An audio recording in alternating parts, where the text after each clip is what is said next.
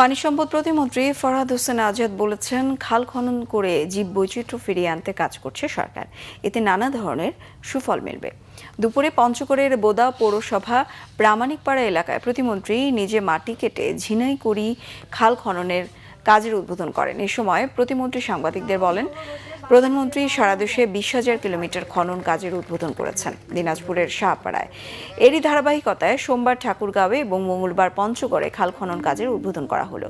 এতে এই এলাকার জলাবদ্ধতা দূর হবে জানিয়ে বলেন, নদীর দুই ধারে গাছ লাগিয়ে জীববৈচিত্র্য ফিরিয়ে আনার পরিকল্পনাও রয়েছে। গ্রামবাসীর পক্ষ থেকে আমি আবারও ওনাকে ধন্যবাদ জানাই।